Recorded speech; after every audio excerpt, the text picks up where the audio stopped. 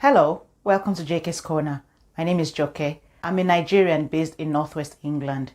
On this channel, I create content about healthy cooking, healthy eating, content around my faith, and I also share some other healthy tips or healthy hacks as I find them. If that's something that appeals to you, please subscribe to my channel and join my growing YouTube family.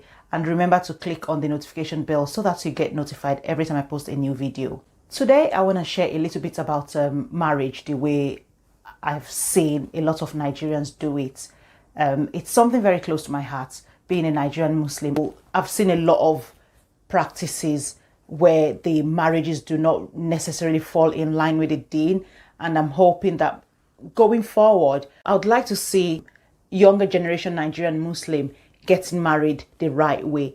And that's why I'm hoping this video of mine would bring that kind of discussion to the forefront of your family's discussion, where over the dinner table or maybe on a games night. At least that way we're talking about it, we're raising awareness about how marriages are meant to be done in the right and halal way. Something worthy of note is the fact that a lot of people meet each other online now. So we should be very wary of the kind of things we post out there. So, you know, when you want to go for that job interview, we know some employers ask for your social media names so that they can scout, they can go on and see the kind of post you put out there. You should also do that same thing when the time comes for, you planning to get married. You should be able to go back through your old Twitter, like Twitter feed or maybe whatever social media platform you're on. Go all the way right back to you can remember and delete what doesn't reflect the person you are anymore. That way you're telling whoever is going through your social media the kind of person you are today. I'm sure you wouldn't want somebody to go on your profile and find things that does not reflect the kind of life you're leading now. It is a good idea to go and that way you're making a good first impression every time somebody goes on your page.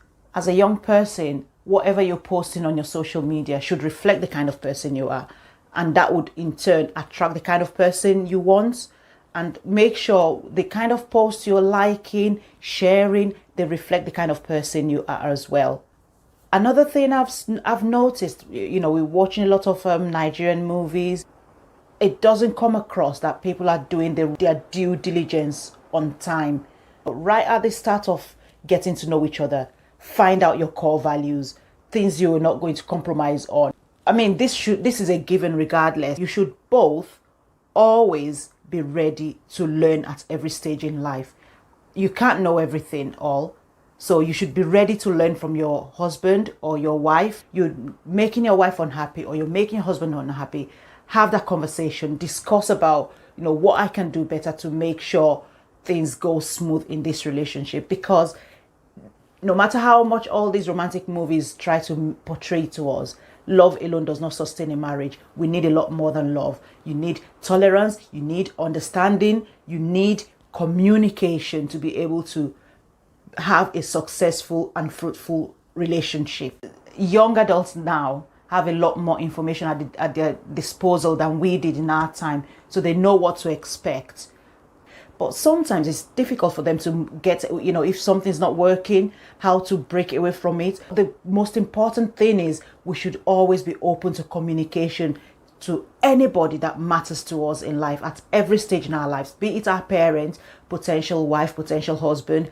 Communication is very, very important, because if you do not express how you're feeling with your words, how is the person going to know what your likes or what your dislikes are, or how to please or what displeases you? We need to be able to feel safe enough as well to say those things with no repercussion on you when you say those things. So it's a collective effort. It's not just an effort from one person.